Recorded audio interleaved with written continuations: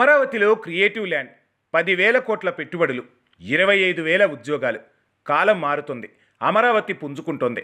ఒక్కొక్కటిగా తనను తాను రూపుదిద్దుకుంటూ ముందుకు సాగుతోంది. అవును, నిజమే. అమరావతికి ఇప్పుడు పెట్టుబడులు క్యూ కట్టాయి. కొత్త రాజధాని రూపుదిద్దుకుంటున్న వేళ మెల్లగా అమరావతిలో బడా కంపెనీలు పెట్టుబడులు పెట్టడానికి రంగం సిద్ధం చేసుకుంటున్నాయి. అమరావతి భూమి పూజ నాడే చంద్రబాబు చెప్పాడు, అమరావతి అనేది తనను తాను నిర్మించుకుంటుంది, భయపడాల్సిన పనే లేదు అని. ఇప్పుడు అదే జరుగుతోంది, జరగబోతోంది. మరో 2-3 ఏళ్లలో అమరావతి రూపు మారిపోతుంది అనడానికి ఏమాత్రం సందేహం లేదు. ఇదిలా ఉంటే ట్విట్టర్ వేదికగా చంద్రబాబు చెప్పిన శుభవార్త వింటే ప్రతి ఆంధ్రుడు సంతోషించక మానడు.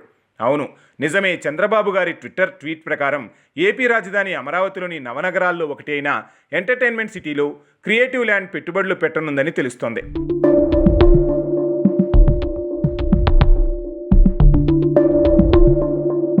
థీమ్ పార్కులు, గేమింగ్ జోన్లు, గ్లోబల్ సినిమా కోర్ ప్రొడక్షన్ జోన్లు ఇందులో భాగంగా ఏర్పాటు చేయనున్నారని స్పష్టంగా అర్థమవుతోంది. అసలు వర్చువల్ స్టూడియో వల్ల ఏం ఉపయోగం అంటే, దీన్ని క్రియేటివ్ ల్యాండ్ అకాడమీ ద్వారా ఆర్టిఫిషియల్ ఆధారిత వర్చువల్ స్టూడియో కాంప్లెక్స్గా ఏర్పాటు చేయనున్నారు.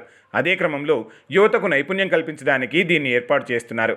ఏఐ, R&D, VFX, గేమింగ్, వినోదం, టెక్, పర్యాటక రంగాల్లో విద్యా ఉపాధి అవకాశాలను క్రియేటివ్ ల్యాండ్ మెరుగుపరుస్తుంది అన్న సంకేతాలు కనిపిస్తున్నాయి. అదీకాక క్రియేటర్ ల్యాండ్ ఏర్పాటు తర్వాత ప్రపంచ స్థాయి ప్రొడక్షన్ హబ్ ద్వారా వినోదంతో పాటు ఆర్థిక వ్యవస్థకు ఊపు వస్తుంది అన్న అంచనాలు సుస్పష్టం. మరోపక్క పర్యాటక రంగానికి మరింత ప్రోత్సాహం లభిస్తోంది. అయితే MOU ప్రకారం క్రియేటివ్ ల్యాండ్ 5-6 ఏళ్లలో 8,000 నుంచి 10,000 కోట్ల పెట్టుబడులను ఆకర్షిస్తోందని అంచనా. 25,000 ఉద్యోగాల కల్పన టార్గెట్గా విదేశీ పెట్టుబడులను ఆకర్షించేలా ఈ వరల్డ్ క్లాస్ క్రియేటివ్ టౌన్షిప్ ఏర్పడుతోందని ముఖ్యమంత్రి చంద్రబాబు తన ట్విట్టర్లో తెలిపారు.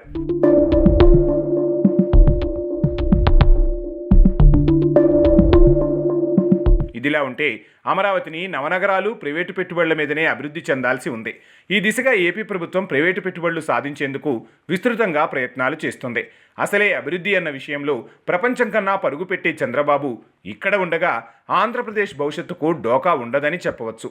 ఏది ఏమైనా అన్నీ మంచి శకునములే కనిపిస్తున్నాయి, అన్నీ శుభవార్తలే వినిపిస్తున్నాయి. కాకపోతే పక్క రాష్ట్ర ప్రాంతీయ అభిమానం పేరుతో పబ్బం గడుపుకునే కొన్ని రాజకీయ దుష్టశక్తులు మరోపక్క సొంత ప్రాంతంలో దుర్మార్గానికి పరాకాష్ఠగా చెప్పుకునే ప్రతిపక్ష హోదా లేని మరో రాజకీయ దుర్మార్గులు కలిసి మరోమారు అమరావతిని ఎలా అంతం చేద్దామా అని చూస్తున్న తరుణంలో ఆంధ్రుల కలల రాజధాని అమరావతికి ఏ దరిద్రపు గొట్టు దిష్టి తగలకుండా ఉండాలని ఆశిద్దాం. ఎన్నో ఆశలతో పునఃప్రారంభమైన ఈ మహాయజ్ఞం నిరాటంకంగా, నిర్విఘ్నంగా కొనసాగాలని మనస్ఫూర్తిగా కోరుకుందాం.